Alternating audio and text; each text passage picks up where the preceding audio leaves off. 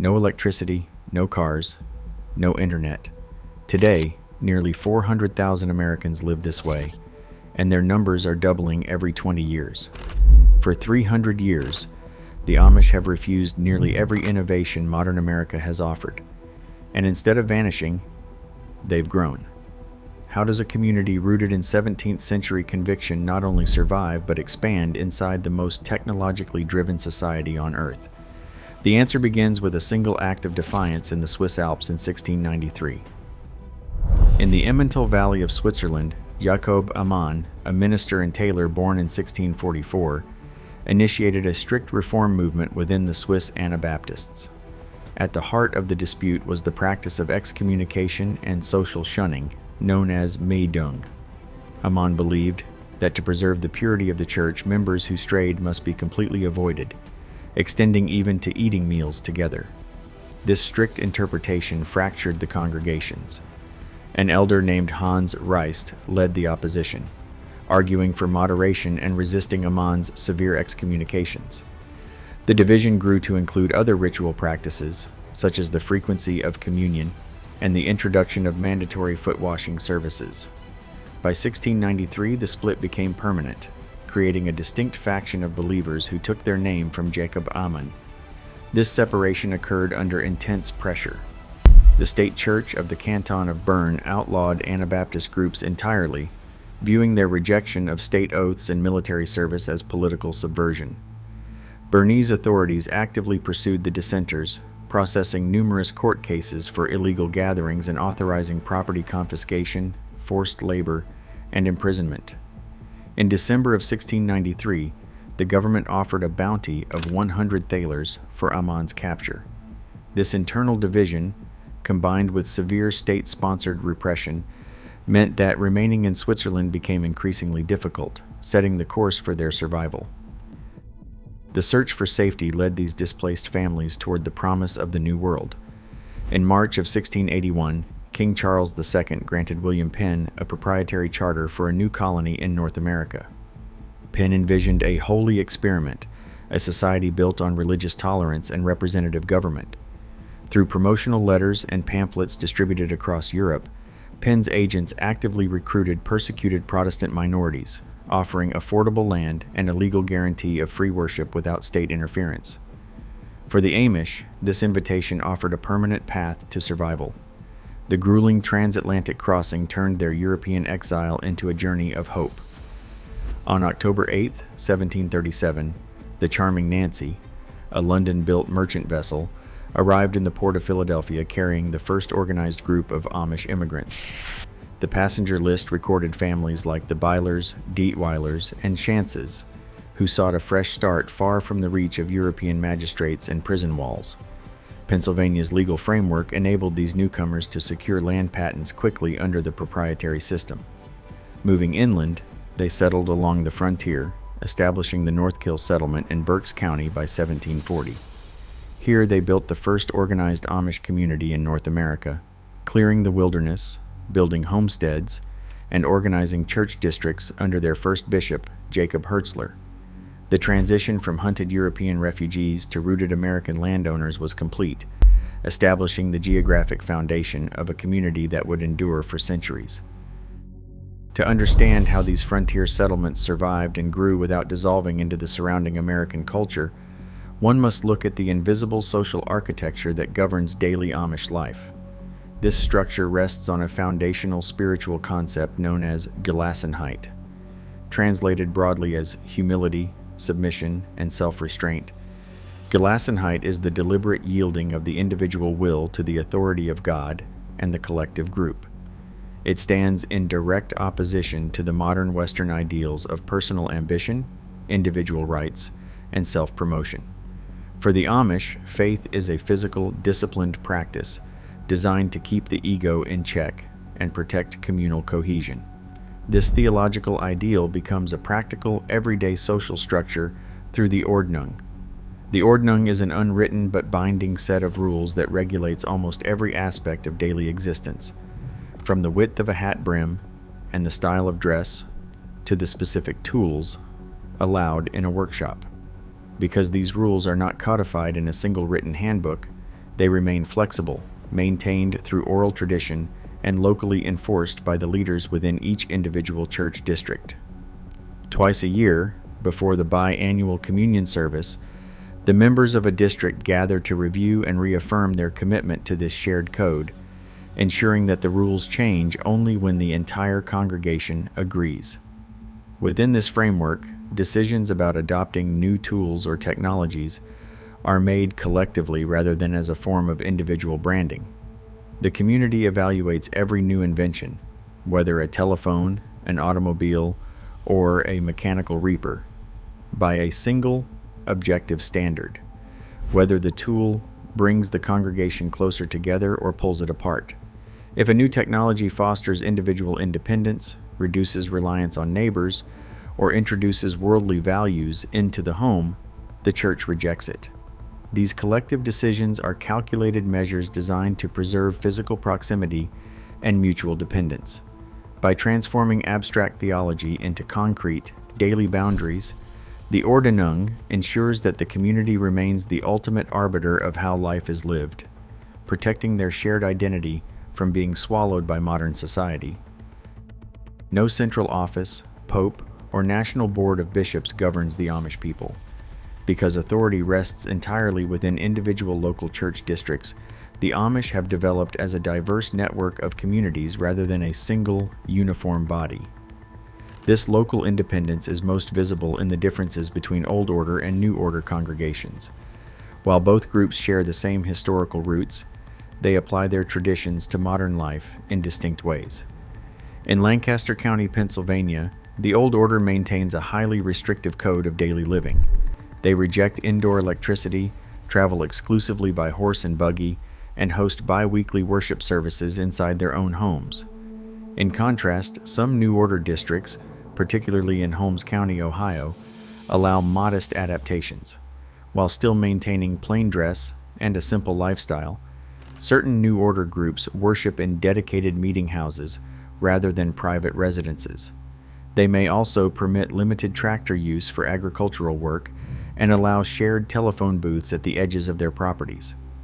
Through these local choices, each district sets its own boundaries with the outside world, balancing ancient faith with practical survival.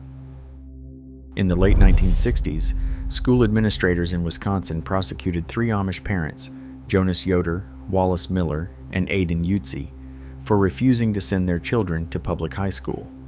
Under Wisconsin law, parents were required to enroll their children in school until the age of 16. The Amish families, however, withdrew their children after they completed the 8th grade, around the age of 14. The parents contended that high school environments introduced worldly values, competitive social structures, and secular theories that directly undermined the Christian humility and agrarian self-reliance central to their faith. They argued that forced modern education would ultimately dismantle their community from within, separating their children from the land and the church. The legal battle escalated to the nation's highest court, presenting a fundamental conflict between state education mandates and constitutional religious protections. On May 15, 1972, the United States Supreme Court issued its landmark decision in Wisconsin versus Yoder. In a 6-1 ruling, the court held that the state's interest in universal education was not absolute and did not override the Free Exercise Clause of the First Amendment. Writing for the majority, Chief Justice Warren Burger acknowledged that secondary schooling placed a severe burden on the Amish way of life. The court observed that the Amish had a long documented history as productive, law-abiding citizens who successfully prepared their youth for adult responsibilities through informal, home-based vocational training on the farm. With this decision, the court established a historic constitutional accommodation, allowing Amish children to conclude their formal education at the age of 14 after the 8th grade. This ruling was the first time the Supreme Court carved out a religious exemption from compulsory education laws. It solidified the legal right of the Amish to maintain their distinctive lifestyle, providing a powerful precedent that protected their communal boundaries from the modern state's demands. Legal protections provide a shield, but the actual engine of Amish survival is a quiet mathematical reality, a population doubling time of approximately 20 years. Today, the Amish population in the United States has expanded to more than 350,000 individuals, a dramatic increase from the small group of settlers who arrived in the 18th century. This rapid expansion is driven by two primary forces: large families and an exceptionally high youth retention rate. With an average of 7 to 8 children per household, the family serves as the main environment for teaching traditions. Rather than losing their youth to secular society, the community retains roughly 80% of its children, who choose to be baptized and establish their own households within the church. This continuous cycle of social reproduction sustains the Amish way of life through organic growth, rather than relying on external interest or nostalgia. Sheer demographic momentum maintains their presence, turning a historically isolated group into one of the fastest growing populations in North America. To sustain these growing families, the Amish have adapted their economy, moving beyond traditional farming into specialized small businesses.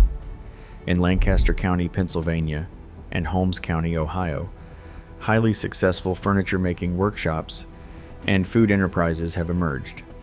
These businesses rely on pneumatic tools and diesel generators rather than public utility grids, complying with the unwritten rules against home electricity. Roadside markets and craft shops line the highways of towns like Intercourse and Walnut Creek, drawing hundreds of thousands of tourists annually. This economic intersection brings steady income, but it also introduces constant cultural pressure as visitors walk among the horse-drawn buggies. Even as these craftsmen negotiate business deals with modern retail chains, the strict boundaries of the ordnung remain. The business owners still return to homes lit by kerosene lamps, and they still refuse to own or drive personal automobiles, traveling instead by horse and buggy or relying on hired drivers for deliveries. Through this selective economic engagement, the Amish maintain a stable livelihood without sacrificing the daily boundaries that define their faith. The boundaries of the ordnung face their most intimate challenge not from outside tourists, but from inside the pockets of Amish youth. The introduction of the smartphone has changed the focus from simple entertainment to the very nature of human connection. While the community enforces phone-free schools from kindergarten through 8th grade and bans social media before the age of 16, the period of Rumspringa introduces a temporary window of exposure. A study of Amish youth across 30 states revealed that while 42% had used a mobile device during this exploratory period, only 11% owned a personal smartphone before turning 18. The primary tension is one of convenience. A device that connects a teenager to the world also threatens the physical presence required to maintain a face-to-face community. Rather than denying the existence of these devices, local bishop districts have sought containment. Some allow shared community phone booths located at the periphery of family farms. For many youth, the choice remains stark. Upon ending Rumspringa and choosing baptism, the majority trade their smartphones for basic flip phones, or surrender the technology entirely, preserving the physical separation their ancestors sought 3 centuries ago. At age 16, Amish youth begin a period of transition known as Rumspringa, or running around.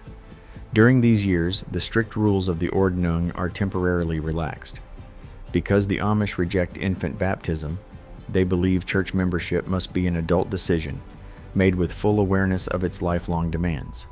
Rumspringa provides the space for that awareness to develop. During this time, adolescents are permitted to wear modern clothing, socialize with the outside world, and experience life away from the daily supervision of the church. This freedom carries heavy consequences. The period serves as a practical threshold where childhood ends and adult responsibility begins. Every young person must eventually face a formal, life-altering choice, whether to accept baptism and join the church, or to leave the community permanently. Before making their decision, young adults spend their late teens attending youth gatherings, participating in traditional Sunday singings, and forming relationships within their peer groups. These strong social networks often become the anchor that pulls them toward commitment. The terms of this choice are absolute. Baptism requires a lifetime vow to the ordnung, a promise to uphold the community's rules and submit individual desires to the collective will. For those who choose to depart, the exit is often permanent, separating them from the daily social fabric of their families. This dynamic reveals a fundamental truth about Amish survival. Continuity does not rely on coercion or passive inheritance. Instead, it is sustained through active consent. Every 20 years, as the population doubles, a new generation of young adults must personally choose to carry the traditions of their ancestors into the modern era. With a retention rate near 80%, the vast majority of these teenagers ultimately choose the horse and buggy, the plain clothes, and the quiet farm over the conveniences of modern America. As our own lives become increasingly tethered to screens and digital stress, the Amish stand as a quiet mirror. Their endurance suggests that progress is not an inevitable current we must all follow, but a choice we can negotiate. In refusing to change, they invite us to ask what we have sacrificed in the name of convenience. Share your thoughts below and subscribe for more.